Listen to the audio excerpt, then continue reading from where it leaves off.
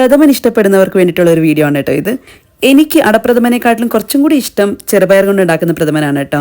അതിൻ്റെ കൂടെ ഒരു പപ്പടവും പഴവും ഒക്കെ ഉണ്ടെങ്കിൽ അടിപൊളിയായിരിക്കും. അപ്പോൾ ചെറുപയർ പരിപ്പ് പ്രഥമൻ്റെ റെസിപ്പിയാണ് പറയാൻ പോകുന്നത്. ഞാൻ എടുത്തേക്കുന്നത് 200 ഗ്രാം ചെറുപയർ പരിപ്പാണ്. അതൊന്ന് റോസ്റ്റ് ചെയ്യണം. കുറച്ച് നേരം അതിൻ്റെ നല്ലൊരു സ്മെല്ല് വരുന്നതിന് വരെ ഒന്ന് റോസ്റ്റ് ചെയ്തെടുക്കുക. ഒരുപാട് ബ്രൗൺ ആവാൻ നിൽക്കരുത്. അത്യാവശ്യം നല്ലൊരു സ്മെല്ല് വരുമ്പോൾ തന്നെ സ്റ്റൗവിൽ നിന്ന് എടുത്ത് മാറ്റിയതിന് ശേഷം അതൊന്ന് കഴുകിയിട്ട് നമ്മളൊരു കുക്കറിലേക്ക് ഇട്ട് കൊടുക്കുകയാണ്. എന്നിട്ട് കുറച്ച് വെള്ളം ഒഴിച്ച് അടച്ചു വെച്ച് 3-4 വിസിലടിപ്പിച്ചെടുക്കുക. അല്ലാന്നുണ്ടെങ്കിൽ പരിപ്പ് അത്യാവശ്യം നന്നായിട്ടൊന്ന് ഉടഞ്ഞു വരുന്നവരെ ഒന്ന് വേവിച്ചെടുക്കുക. ഇപ്പം ഞാനിവിടെ 4 വിസിലടുപ്പിച്ചെടുത്തിട്ടുണ്ട്. അപ്പോഴേക്കും പരിപ്പൊക്കെ നന്നായിട്ട് ഉടഞ്ഞു വന്നിട്ടുണ്ട് കേട്ടോ. ഇനി നമ്മൾ ഏത് പാത്രത്തിലാണോ പായസം ഉണ്ടാക്കാൻ പോകുന്നത്, ഉരുളിയോ അല്ലാന്നുണ്ടെങ്കിൽ അടികട്ടിയുള്ള ഏത് പാത്രമാണോ അതൊന്ന് അടപ്പത്ത് വെക്കുക. എന്നിട്ട് ശർക്കരപ്പാനി ഒഴിച്ചു കൊടുക്കുന്നുണ്ട്. ഞാനിവിടെ പൊടിയാണ് എടുത്തേക്കുന്നത്.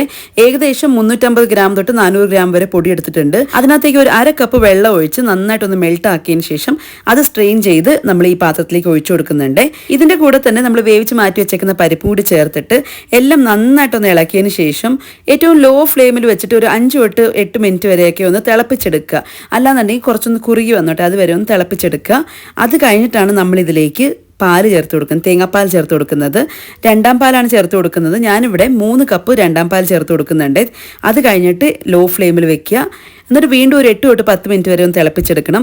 ഇടയ്ക്കൊന്ന് ഇളക്കി കൊടുത്തോണ്ടേ ഇരിക്കണം കേട്ടോ, അല്ലാന്നുണ്ടെങ്കിൽ അടി പിടിക്കും. അപ്പോൾ ഇടയ്ക്കൊന്ന് ഇളക്കി കൊടുത്തോണ്ടേ ഇരിക്കുക. അത്യാവശ്യം നന്നായിട്ടൊന്ന് തിളച്ച് വരുന്ന സമയത്താണ് നമ്മൾ ഇതിലേക്ക് 1ാം പാൽ ചേർത്ത് കൊടുക്കുന്നത്. 1ാം പാൽ ചേർത്ത് കഴിഞ്ഞിട്ട് ഒന്ന് ഇളക്കുക. അത് കഴിഞ്ഞിട്ട് നമ്മൾ ഇതിലേക്ക് ചുക്കുപൊടി ചേർത്ത് കൊടുക്കുന്നുണ്ട്. ഒരു 1/4 ടീസ്പൂൺ ചുക്കുപൊടി, നല്ല ജീരകപ്പൊടി ഒരു 1/4 ടീസ്പൂണും പിന്നെ ഏലക്കപ്പൊടി ഒരു 1/2 ടീസ്പൂൺ ഇത്രയും ചേർത്തിട്ടുണ്ട്. ഇതിൻ്റെ കൂടെ തന്നെ ഒരു ടീസ്പൂൺ പഞ്ചസാരയും ചേർത്തിട്ടുണ്ട് കേട്ടോ.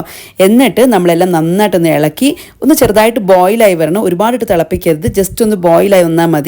ഒന്ന് ബബിളൊക്കെ വന്നു തുടങ്ങിയാൽ മതി.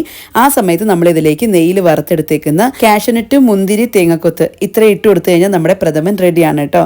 അപ്പോൾ എല്ലാവരും ഒന്ന് ട്രൈ ചെയ്ത് നോക്കണേ.